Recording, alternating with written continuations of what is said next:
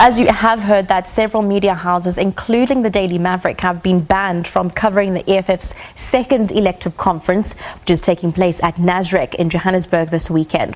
Well, broadcaster eNCA also pulled out of covering the conference in solidarity with the banned media houses.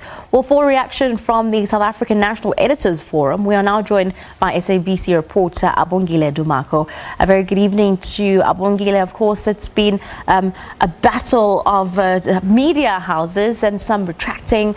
There's also been many comments around freedom of association versus freedom of journalists and freedom of speech. So take us through what the comment has been from Sanef regarding the matter. Certainly, a very good evening to you. Well, the debate goes on.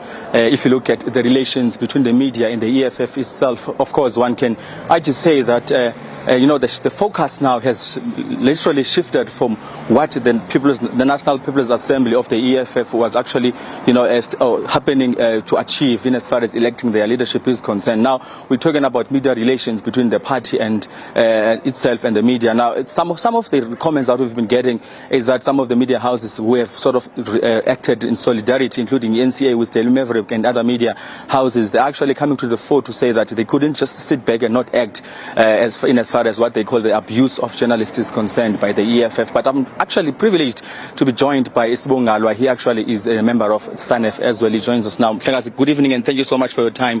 Let's start with the fact that the EFF leader Julius Malema did comment to us as the media a little earlier on, saying that in the midst of all what is happening, he's willing to meet with you as Sanef. Well, as Sanef, we've always made it clear that we want to engage with the EFF. We had issues with the EFF where we took them to court, and that court, the case that was in the Equality Court. At the time, we approached the EFF to ask for a meeting, and they told us they were busy with the elections. And now that Mr. Malema is saying that they are ready to meet us, obviously we will, as Sanef, meet with them. But I want to reiterate the point we've made earlier, that the actions of the EFF were intended to intimidate the media, and also they are unconstitutional. And actually, also the EFF missed an opportunity where they had where they could project themselves as a mature party that is tolerant to criticism, as you rightfully pointed out. Now the banning of the media has overshadowed even that political report and the events of today. So we think that also we agree with the statement that was made by Daily Maverick editor Branko Brick, where he says that will not stop. Even if the EFF can ban the media from their events, it does not stop the scrutiny. The EFF should actually be mature enough to allow the media to scrutinize them like any other political party. Well, of course, looking at some of the media houses like eNCA having pulled out of that of event, not continuing to cover the EFF, one cannot help but wonder then, what does this mean in as far as relations between the EFF, Sanef, and of course these other media houses moving forward? One cannot again wonder and think that this is just a way to silence the media from exposing some of the infightings that are happening in the party. Well, relationships between the media and political parties will get testy at times, and relationships are dynamic. There are times when you get along and there are times when you clash, and it's not unusual because we as the media hold hold politicians and political parties to scrutiny. The actions of eNCA, it's a bigger debate even within Sanef, because the eNCA pulled out. eNCA were within their rights. There's no right or wrong, but there's also an approach that says that we should stay. Other media houses can remain. There's nothing wrong with other media houses remaining and portraying and pointing out to the behavior of the EFF, and also calling the EFF out on their behavior, because as the media we also have a responsibility to the public out there to talk about and to reflect on the views of the EFF and also the behavior of the EFF.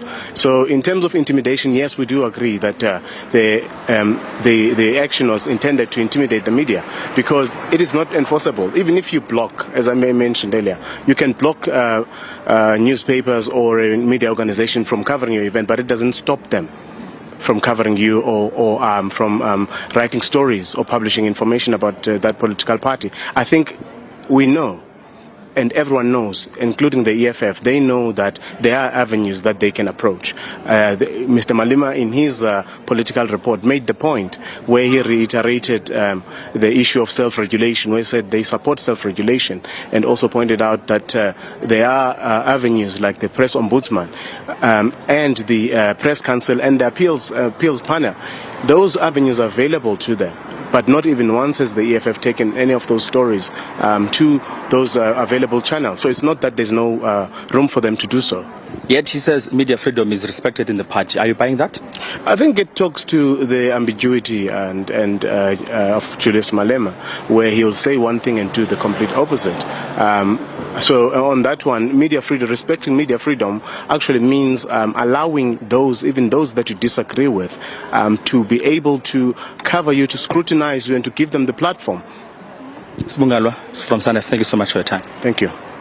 Well, there you have it, Shante.